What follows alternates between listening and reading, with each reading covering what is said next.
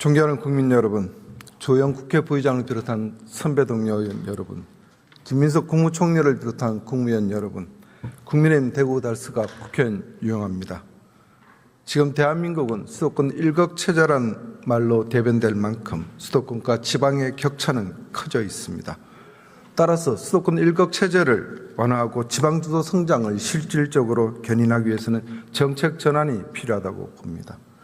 오늘 저는 용인 반도체 클러스터의 추진 계획이 적절한지를 검토하고 반도체 산업의 지방 분산이 왜 필요한지에 대해서 질의드리도록 하겠습니다.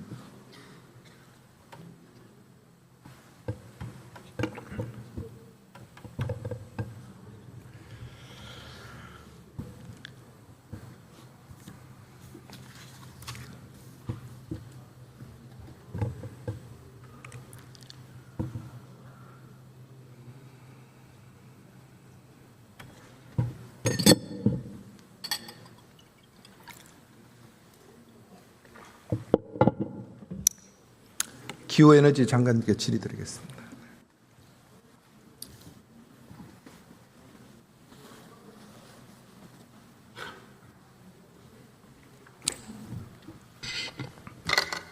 네. 예. 지난 1일 이 대통령께서 2020년 신년사에서 이렇게 말씀하셨습니다. 성장 패러다임의 대전환과 관련해서 수도권 중심 성장이 아닌 지방주도 성장을 강조하면서 에너지가 풍부한 남부 반도체 벨트 구축을 제시한 바 있습니다. 이런 대통령의 기본 취지인 장관도 동의하시죠? 네, 그렇습니다. 그렇습니다. 지금 용인은 장관께서 아시다시피 삼성전자, SK하이닉스가 총 960조를 투자해서 반도체 팹 10기를 건설하고 하려고 하고 있지 않습니까? 그렇습니다. 이 반도체 팹에서 가장 중요한 건 가장 안정적인 전력 공급과 용수 공급인 건 장관도 알고 계시죠? 그렇습니다. 그렇습니다. 장관 혹시 여기 용인 반도체 클러스터에 들어가는 필요한 반도체 팹 10기에 대한 전력이 얼마인지 알고 계십니까? 총 합해서 15기가 정도. 그렇습니다. 원자로 15개 정도의 분량의 전력입니다. 구체로 보면 이제 삼성 반도체 6기 팹에 9기가와트, SK 하이닉스 4개 반도체 팹에 6기가와트가 필요합니다. 5.5 정도. 그렇습니다. 그래서 지금 저는 이 반도체 용인 클러스터의 이제 전력과 용수에 대해서 문제점을 좀 설명을 드리겠습니다. 먼저 구체적 공급 계획을 보면 9기가와트가 필요한 삼성에 보면요, 3기가와트는 한전가 전력 공급이 되어 있고 3기가와트는 LNG 발전소로 충당한다고 그렇게 계획돼 맞습니까? 네, 삼성은 우선 1차로 그렇게 돼 있죠. LNG를 먼저 공급하고 2차부터는 이제 고압망을 통해서 전기를 공급하게 되어 있습니다. 그래서 그리고 지금 현재까지는 3기가와트에 대한 전력 확보 계획은 아직 없는 걸로 제가 알고 있고요. 1차로 먼저 확보는 되어 있고요. 2차부터 지금 계획을 세워야 되는 단계입니다. 예. 자, SK 하이닉스는 3기가는 확보된 상태에서 나머지 3기가는 이제 지방도 318호 지방도를 확충하면서 그다음 하부 공간에 전력망을 구축하는 걸로 이렇게 되어 있죠. 맞습니까? 네, 예. 그래서 여쭙겠습니다.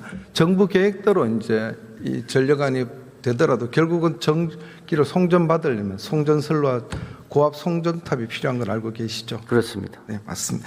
장거리 송전 경우에는 전압이 떨어져서 정전의 효과 위험성도 그보다 큰 거는 그 지역 주민들이 과연 용인할 수 있냐의 문제입니다.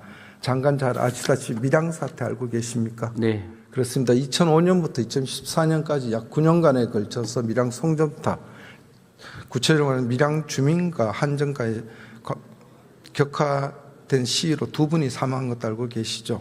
네. 그래서 제가 여쭙습니다. 서해안 근역의 전력을 용인 반도체 클러스터에 송전을 시키려면 호남을 통해서 충청도를 통해서 고압 송전탑이 설치되고 송전선로가 설치되어야 됩니다. 알고 계시죠? 그렇습니다.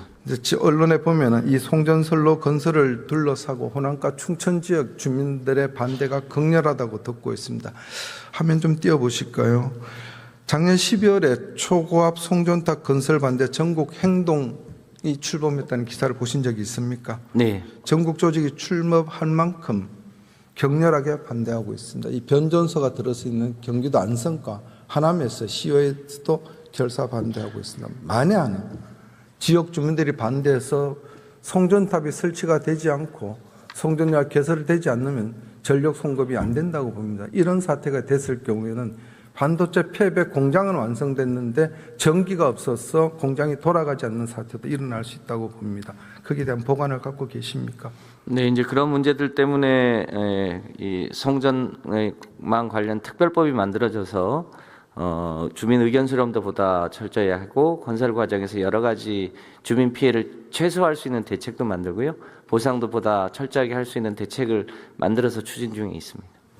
알겠습니다. 자, 지금 정부에서 말씀하신 아까 장관께서 말씀하신 LNG 발전소에서 3기가와트를 이제 충당한다고 말씀하셨는데 제가 알기로는 이재명 정부는 RE100 소위 말 RE100 재생에너지 RE100이나 2050년 탄소 중립화를 목표로 하고 있죠. 그렇습니다. 그러면은 장관 생각하실 때 LNG 발전소가 이 정부 기조에 맞다고 생각하십니까?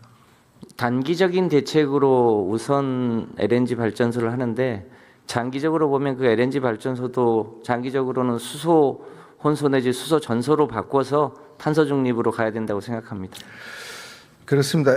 유엔사나 기후변화 정부간 협의체 IPCC에 따르면은 LNG 발전의 탄소 발생량이 1kW당 LNG는 490g입니다. 석탄 발전소 810g보다 적지만은 두 번째로 많습니다. 네. 그리고 장관께서 지난번에 그 12월 에너지 믹스 정책 토론에서 이렇게 말씀하셨습니다. 기후 대응을 위해서 석탄 발전소, 가스 발전소도 결국은 퇴출시켜야 된다 이렇게 말씀하셨죠. 우선 석탄을 먼저 퇴출하고 그다음에 LNG는 비상용 전원으로 그러면은 지금 줄여나가- 장관 말씀대로 3기가와트 LNG 발전소를 우선 건설해서 공급을 하고 난 다음에 그다음에 퇴출시킨다 그랬는데 그럼 처음부터 이게 탄소 중립화에 맞지도 않고 정부 규제와 맞지도 않고 이재명 대통령이 주장한 RE100도 맞지 않으면은 이 계획은 다시 재검토해야 된다고 생각을 해본 지 않았습니까? LNG 발전소는 그 발전의 특성상 수소 발전소로 전환하는데 크게 어려움이 없는 게 또 특징입니다. 그래서 LNG 발전소를 돌리다가 그린 수소나 핑크 수소를 싸게 생산해서 수소 발전으로 전환하면 LNG 발전소는 충분히 그 가치가 있다고 판단합니다. 차라리 그렇게 전환이 쉬울 것 같으면 처음부터 저는 원칙대로 가는 게 맞다고 봅니다. 지금은 이제 그린 수소가 좀 비싸서 알겠습니다. 에러가 좀 있습니다. 두 번째 이제 아까 제가 용수 말씀을 드렸습니다. 지금 한강 경기 남부에 있는 반도체 공장의 용수는 한강 수교에서 끌어대고 있는 거 알고 계시죠? 그렇습니다. 소양강 충순댐에서 흘러보낸 용수를 팔당댐이나 여주보에서 받아서 공급하지 않습니까? 네. 지금 하루 여유량은 8만 톤 정도로 되는 거 알고 있는데, 자 그래서 용인의 국가산단과 일반산단에 필요한 하루 용수가 133만 톤으로 추계되는 걸 언론 보도가 됐는데 맞습니까? 예, 그래서 정부는 제가 알기는 2034년까지 이제 2조 2천억을 들여서 용수 관로를 개설해서 용수를 공급한다는 계획을 갖고 계시죠. 네. 자, 이 계획이 맞으면 이렇습니다. 지금 현 단계에서 수도권의 생활용수나 또는 공업용수가 더 이상 필요하지 않다는 전제가 성립돼야 되는 것입니다. 장관이 말씀드린 지금 팔당 치수당을 치수로 쓰는 지자체가 모두 몇 개인지 아십니까? 24개입니다. 네. 24개에 1,400만 명이 생활 공급 또는 공장 용수로 사용하고 있습니다. 근데 지난 정부에서 이번 정부에서 지난 9월 7일입니다. 아까도 좀 동료 의원 질의 과정에서 나왔는데요. 9월 7일 주택 공급 확대 방안을 이 정부가 발표했습니다. 그때 수도권에 총 135만 원을 공급한다고 얘기를 했습니다. 그중에 이제 재건축, 재개발이 36만 5천 호, 빼면 98만 5천 호가 남습니다. 혹시 이 98만 5천 호의 생활용수에 일일 용수 필요한 용수가 얼마인 줄 아시고 계십니까?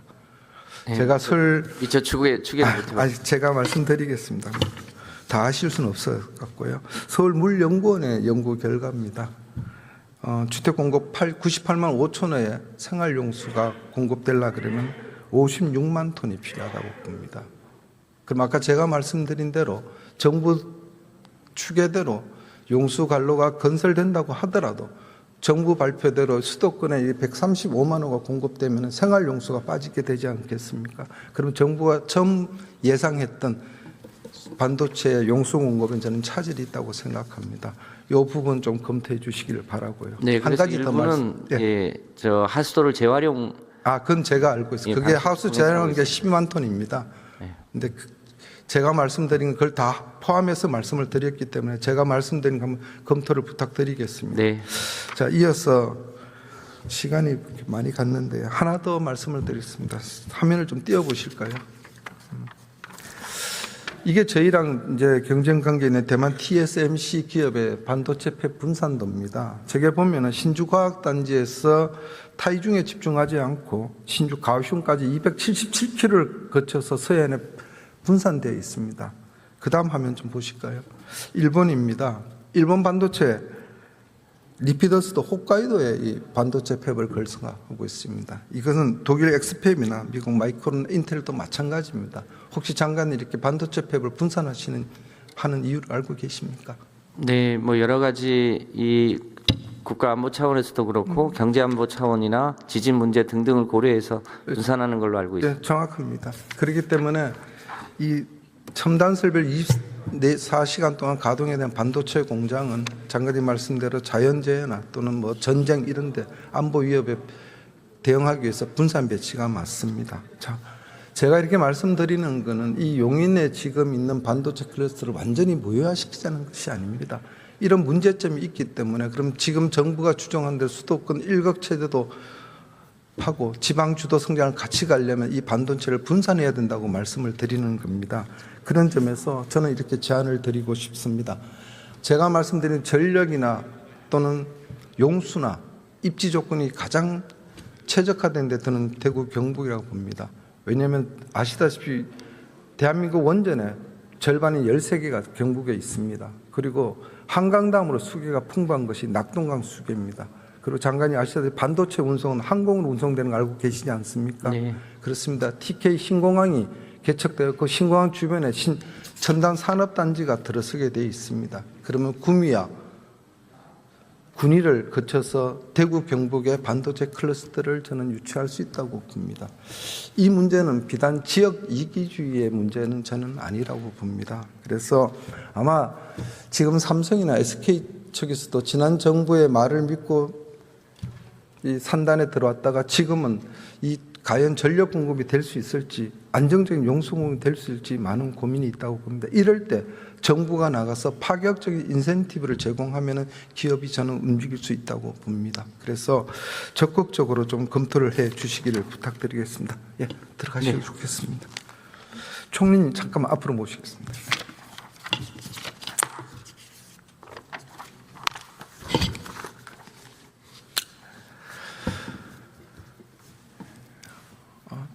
지금 방금 제가 장관께 말씀드린 이 용인 반도체 클러스터의 지방 분산의 문제는 비단 대구 경북의 문제뿐은 아니라고 봅니다.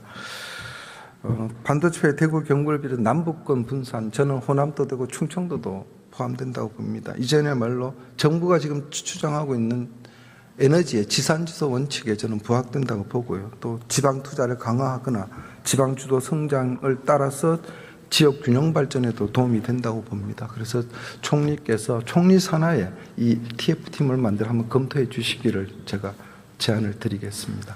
그 관련한 게 저보다 센 대통령 직속으로 위원회가 만들어질 겁니다. 고맙습니다. 같이 하겠습니다. 예, 좀 더 총리께서 관심을 가져주시길 예. 부탁드리겠습니다. 들어가세요. 좋습니다.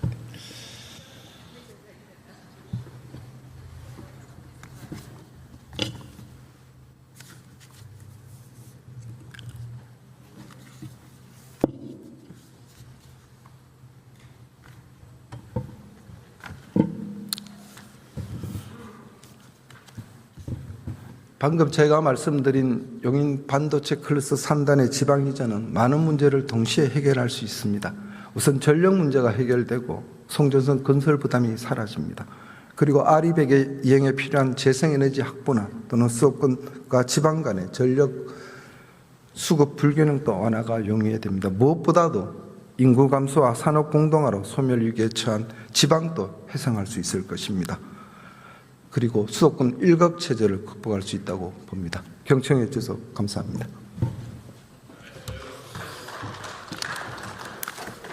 예, 유영아 의원.